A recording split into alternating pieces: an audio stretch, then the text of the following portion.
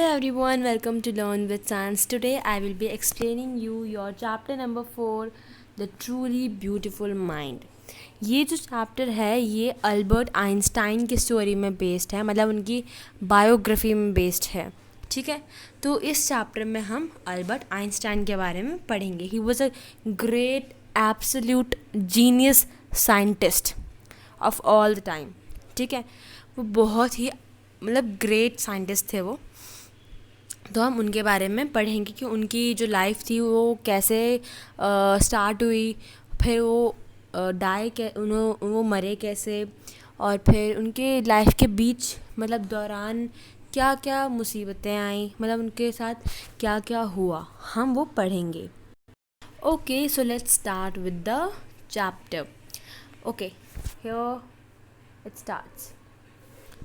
हाँ, Albert Einstein was born on 14 March 1879. सबसे पहले हमारे पास आते हैं कि वो बॉर्न कब हुए थे. उनकी बॉर्न डेट, बर्थ डेट आती है, वो है 14 मार्च 1879. 14 मार्च 1879 में वो बॉर्न हुए थे, पैदा हुए थे. कहाँ? जर्मन सिटी उल्म में. Without any indication that he was destined for greatness. उन्होंने ऐसी कोई इंडिकेशन नहीं दी थी कि वो आगे जाके इतने ज़्यादा ग्रेट साइंटिस्ट बनेंगे. वो एक नॉर्मल से पर्सन थे.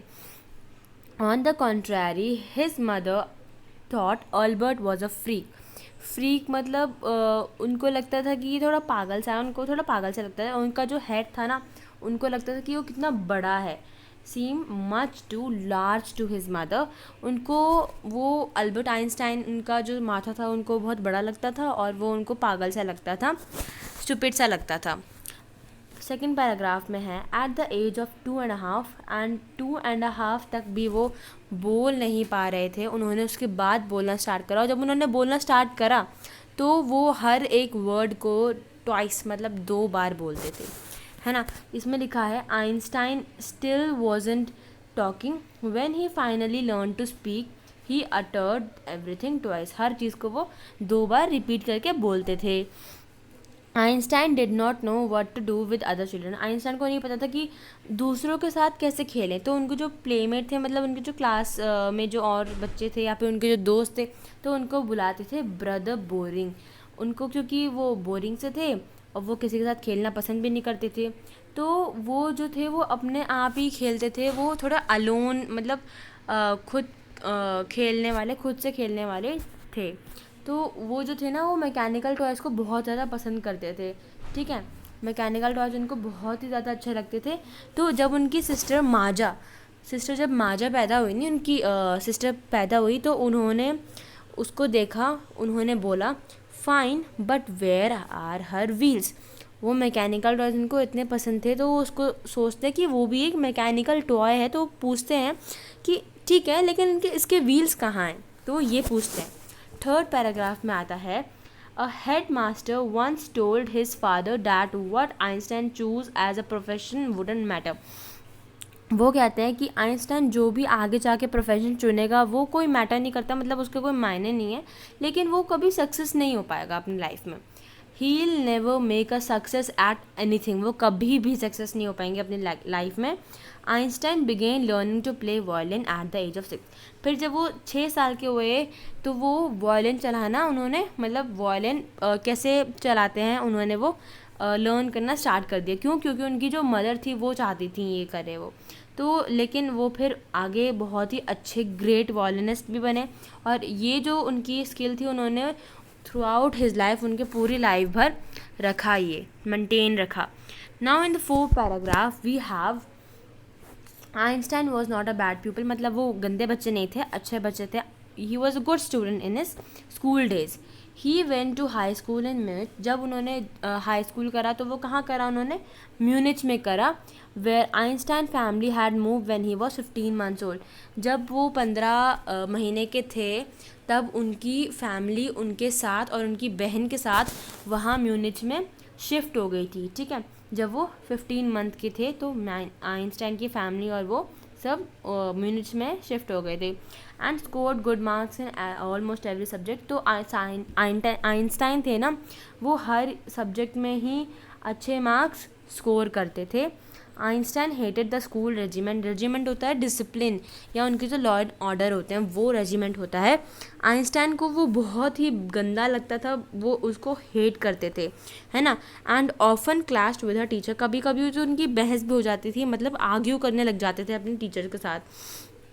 एट द एज ऑफ 15, जब वो 15 साल के हुए, 15 ईयर्स के हुए, आइंस्टाइन फेल सो स्टिफिल्ड, मतलब वो बहुत ही अनकम्फर्टेबल, सफोकेटेड फील कर रहे थे, तो कि उन्होंने स्कूल ही छोड़ दिया। लेफ्ट फॉर गुड, मतलब अच्छाई के लिए उन्होंने वो स्कूल लेफ्ट कर दिया, मतलब छोड़ दिया। Now in the 5th paragraph we have in the previous year, मतलब जिस साल उन्होंने स्कूल छोड़ा उससे एक साल पहले ही जो अल्बर्ट के पेरेंट्स थे वो वहाँ से मिलान चले गए थे, उनके बेटे को और उनकी बहन को अपने रिलेटिव के साथ छोड़ के। आफ्टर प्रोलॉन्ग डिस्कशन, बहुत ही ज़्यादा लंबे डिस्कशन के बाद, Einstein got his wish to continue his education in German speaking Switzerland. फिर बहुत ही लंबे डिस्कशन के बाद आइंस्टाइन ने बोला कि मेरे को स्विट्ज़रलैंड में अपनी जो एजुकेशन है वो आगे बढ़ानी है, in a city which was more liberal than Munich. उनको लगता था कि वहाँ पे एक सिटी में, स्विट्ज़रलैंड में एक सिटी में, क्योंकि स्विट्ज़रलैंड में भी जर्मन बोलते थे तो वो जर्मन में ही पैदा हुए थे तो उनको जर्मन ही आती थी, तो वो वहाँ पे स्विट्ज़रलैंड में एक सिटी में आगे अपनी एजुकेशन को कंटिन्यू करना चाहते थे, क्योंकि उनको लगता था कि वो सिटी मुनिच से ज़्यादा लिबरल है।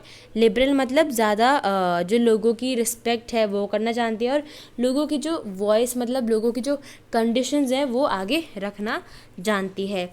Now in the 6th paragraph we have Einstein was highly gifted in mathematics and interested in physics. जो आइंस्टाइन थे ना, उनको मैथमेटिक्स और फिजिक्स सब्जेक्ट में बहुत ज़्यादा इंटरेस्ट थे और वो बहुत अच्छे थे उसमें।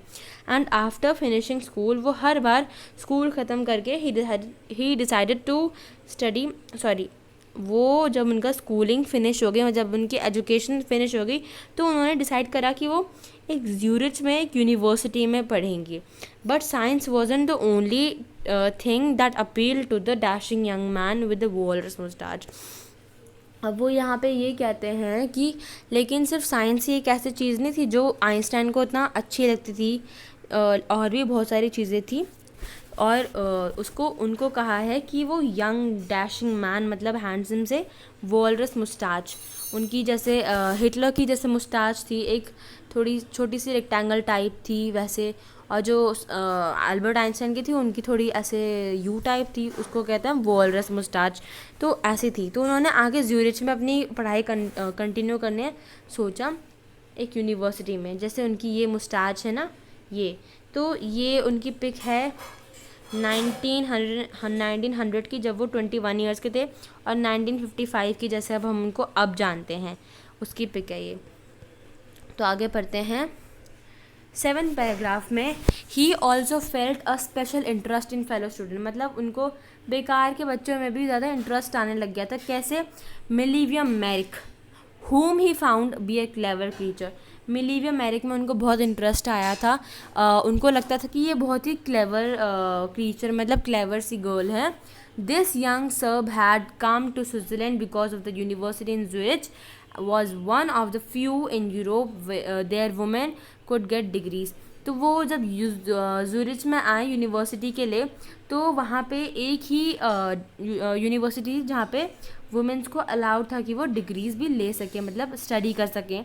Einstein saw in her an ally against the Philistine. Einstein ने क्या देखा, आइंस्टाइन और उसकी जो मिलीवियम मैरिक की जो थिंकिंग थी वो काफ़ी ज़्यादा मैच होती थी। वो दोनों ही फिलिस्टाइन के अगेंस्ट है। फिलिस्टाइन का मीनिंग क्या होता है?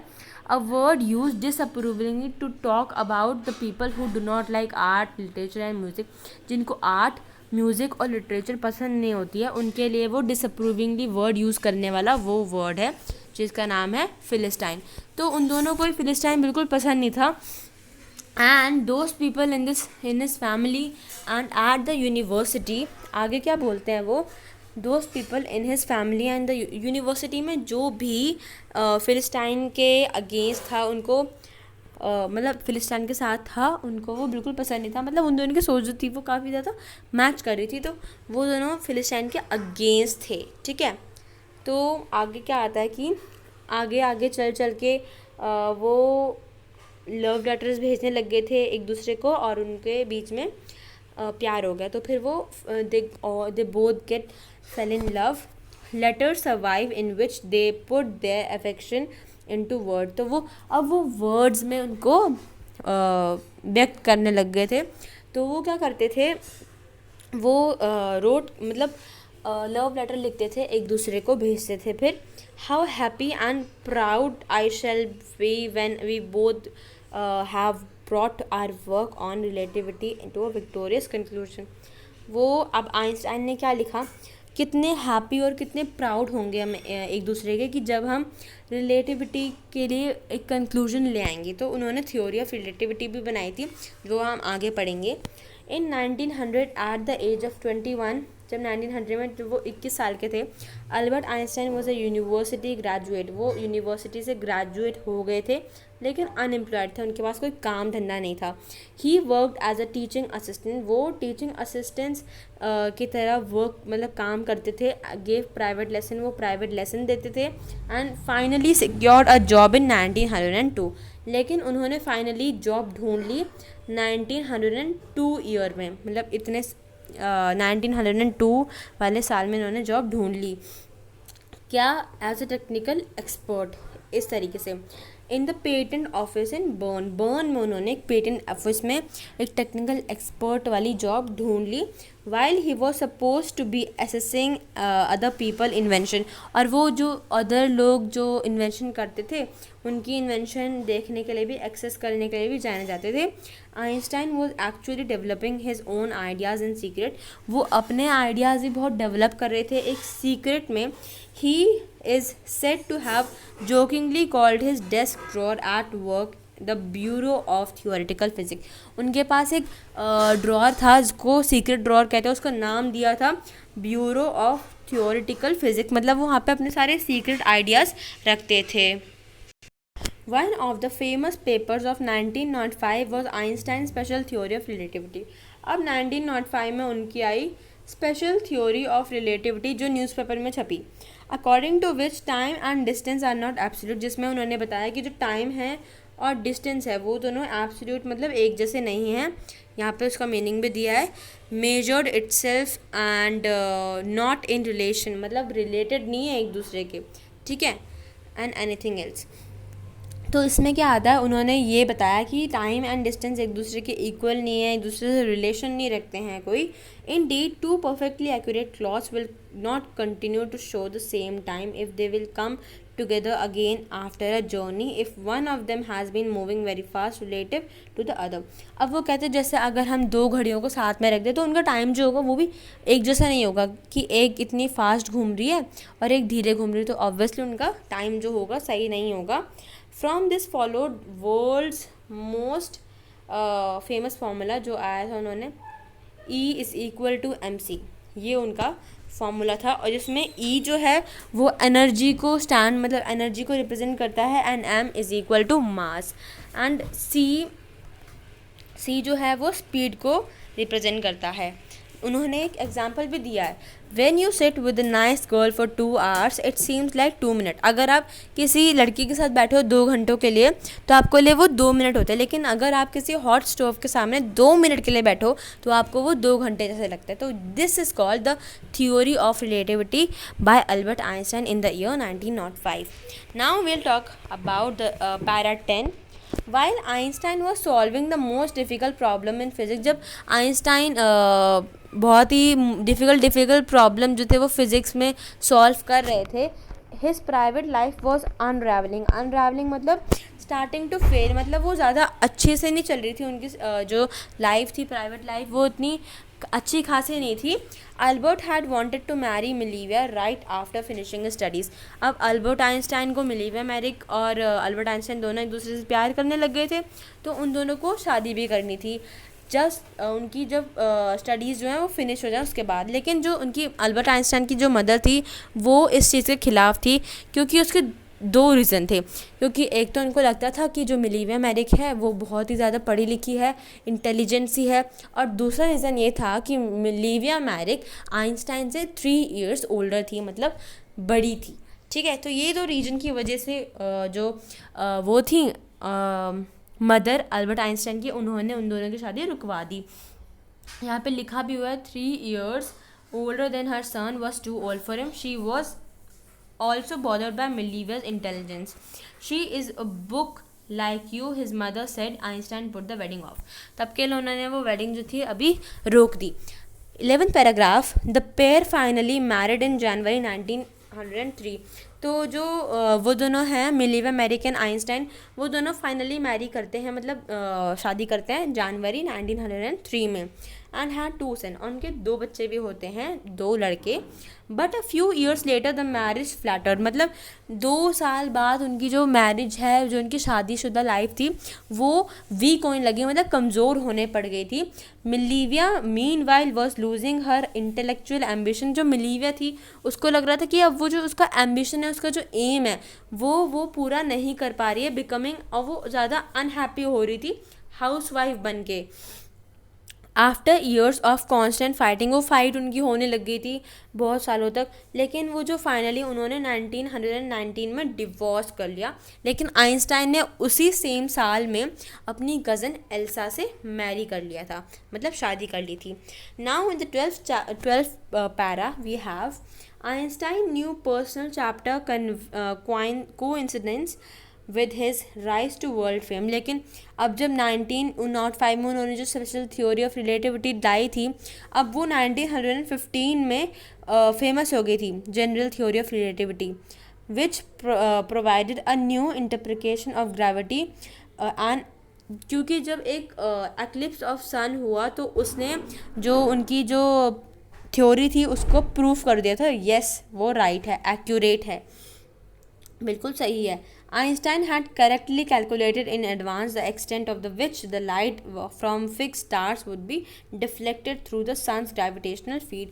उन्होंने बहुत पहले ही एडवांस में ही वो जो थी उनकी कैलकुलेट कर लिया था कि जो लाइट है वो स्टार्स के ग्रेविटेशनल फील्ड कितनी होगी, है ना, तो उन्होंने वो कैलकुलेट कर दिया था। द न्यूज़पेपर प्रोक्लेम्ड, उन्होंने सारे न्यूज़पेपर में लिखा हुआ था अ साइंटिफिक रेवोल्यूशन। तो इस चीज़ से जो अल्बर्ट आइंस्टाइन थे उनको बहुत फेम मिला, मतलब बहुत फेमस हो गए थे वो इस चीज़ से। And in 13 paragraph we have Einstein received, और आइंस्टाइन को नोबेल प्राइज़ भी मिला। कब? फिज़िक्स के लिए मिला, फिज़िक्स इन 1921 में उनको वो मिला नोबेल प्राइज़ फिज़िक्स के लिए। He was shard with honours and invitation, उनको बहुत सारे ऑनर्स, मतलब ऑनर्स मिल रहे थे, मतलब बहुत तारीफ़ हो रही थी उनको, और उनको इन्विटेशन, मतलब बहुत सारे बुलावा आ रहे थे from all over the world, मतलब पूरे दुनिया भर से। और प्रेस, मतलब मीडिया उनके सामने आ रही थी, उनसे क्वेश्चंस वगैरह कर रही थी, जैसे मीडिया यूजुअली करती है। Now in the 14th paragraph we have when the Nazis came into the power in Germany in 1933। अब जब 1933 के ईयर में जब नाजीज पावर में आ गई थी जर्मनी में, तो जो अल्बर्ट आइंस्टाइन थे वो यूनाइटेड स्टेट्स एमिग्रेट, मतलब वो वहाँ शिफ्ट हो गए थे। 5 years later, 5 साल बाद क्या हुआ, उन्होंने क्या करा, डिस्कवरी ऑफ न्यूक्लियर फिजन उन्होंने करी बर्लिन में। Had American physicist, it is an अप्रोर, it is an अप्रोर मतलब वेरी अपसेट, उनके लिए बहुत ही अपसेट था, क्योंकि just as Einstein had and now they were afraid the Nazis could build the use of atomic bomb. अब उन्होंने जो करा था क्या उन्होंने जो डिस्कवरी करी थी न्यूक्लियर फिजन की, तो वो डर गए थे कि अब जो नाजीज़ हैं वो एटॉमिक बॉम्ब बनाने के लिए उस थ्योरी का यूज़ कर लेंगे, तो वो बहुत डर गए थे। At the urging of a colleague, तो एक कलीग के बोलने पर उन्होंने क्या करा, उन्होंने उस टाइम के अमेरिकन प्रेसिडेंट को जो लेटर लिखा, वो कौन थे, फ्रैंकलिन डी रोजवेल्ट। कौन से डेट में, 2 अगस्त 1939 में उन्होंने लिखा। इन विच ही वॉन्ट, उन्होंने वॉर्न करा उस लेटर में, a single bomb of this type, एक सिंगल बॉम्ब भी हो ना इस टाइप का, एटॉमिक बॉम्ब एक सिंगल भी हो, एक्सप्लोडेड इन अ पोर्ट, अगर वो एक पोर्ट में एक्सप्लोड हो गया ना, might very well destroy the whole part of the together with the some surrounding territory. वो उसके आसपास की जितनी भी टेरिटरी होंगी ना आसपास की, वो उन सबको डिस्ट्रॉय कर देगा, इतना इफेक्ट आएगा इसका बॉम्ब का इतना हानिकारक, कितना डेंजरस हो सकता है ये बॉम्ब। लेकिन जो उन्होंने लेटर लिखा था उनका कोई इफ़ेक्ट ही नहीं हुआ अमेरिकन प्रेसिडेंट को। The Americans developed the atomic bomb in a secret project. अब उन्होंने क्या रखा, उन्होंने एक सीक्रेट प्रोजेक्ट रखा जिसमें उन्होंने भी एक एटॉमिक बॉम्ब बनाया। और क्या करा उन्होंने, जापानीज़ की 2 सिटी हिरोशिमा एंड नागासाकी में उन्होंने वो छोड़ दिए 19 अगस्त 1945 में। आपको पता है उसके बाद क्या हुआ था कि वहाँ पे बहुत सारा डिस्ट्रक्शन, मतलब बहुत वहाँ पे डिस्ट्रॉय हुआ था, बहुत सारी मौतें हुई थी और वगैरह वगैरह। Einstein was deeply shaken by the extent of the destruction. Einstein बहुत हिल गए थे कि ऐसा जो उन्होंने डिस्कवरी करी थी, और उसी से ही हिरोशिमा और नागासाकी में ये डिस्ट्रक्शन हुआ। This time he road a public message. अब वो क्या लिखते हैं, अब वो एक पब्लिक मैसेज, मतलब एक लेटर लिखते हैं जो ऑफिशियली पब्लिक के लिए हो। तो यूनाइटेड नेशन में ही वो पब्लिक मैसेज वाला लेटर लिखते हैं। In it he propose the formation of the world government, जिन्होंने उसमें उन्होंने वर्ल्ड गवर्नमेंट बनाने के लिए सलाह दी। Unlike the letter of Roosevelt, जो उन्होंने रोजवेल्ट के, मतलब फ्रैंकलिन डी रोजवेल्ट जो उस टाइम के अमेरिकन प्रेसिडेंट थे, उनके लेटर में जो लिखा था उससे बहुत बिल्कुल ही अलग उन्होंने लिखा था। दिस वन जो लिखा था उसमें भी कोई उनका इफेक्ट नहीं हुआ, बल्कि उन्होंने एक सीक्रेट प्रोजेक्ट करा, लेकिन इसमें उनको कोई इफेक्ट ही नहीं हुआ, नो इम्पैक्ट, कोई उनको फ़र्क नहीं पड़ा। But over the next decade, लेकिन कुछ सालों बाद Einstein got ever more involve in politics. फिर आइंस्टाइन ना पॉलिटिक्स में भी बहुत ज़्यादा इन्वॉल्व हो गए थे, agitating for an end to the arms buildup and using his popularity to campaign for peace and democracy. फिर वो डेमोक्रेसी और पीस लाने में जो उनकी पॉपुलैरिटी उनको मिली थी, वो किस चीज़ के लिए यूज़ कर रहे थे, कि वो कैंपेन कर रहे थे क्योंकि डेमोक्रेसी आ पाए पूरे वर्ल्ड में। फिर we have a last paragraph in which we have when Einstein died in 1955। इसमें बताया गया है कि 1955 में आइंस्टाइन की डेथ हुई जब वो सिर्फ 76 ईयर्स ओल्ड थे। He was celebrated as a visionary and world citizen. फिर उनको एक विजनरी के जैसे माना गया, एक वर्ल्ड सिटीज़न के बारे जैसे माना गया, और एक साइंटिफिक जीनस के जैसे भी। अब इसमें जो लिखा है, जो मेरा टाइटल है चैप्टर का, द ट्रूली ब्यूटीफुल माइंड, वो क्यों लिखा है, क्योंकि उन्होंने इतना सोचा वर्ल्ड के लिए। उन्होंने वर्ल्ड गवर्नमेंट बनाने की बात करी, एटॉमिक बॉम्ब के लिए उन्होंने वॉर्न करा अमेरिकन प्रेसिडेंट को, ये 2 चीज़ हो गई। और थर्ड चीज़ उन्होंने पॉलिटिक्स में भी इन्वॉल्व हो गए कि कुछ तो माने ये डेमोक्रेसी आए वर्ल्ड में। तो उन्होंने बहुत सारी चीज़ें करी ताकि यहाँ पे जो ये डिस्ट्रक्शन है वो ना हो। तो here we have completed our chapter. I hope you like this video.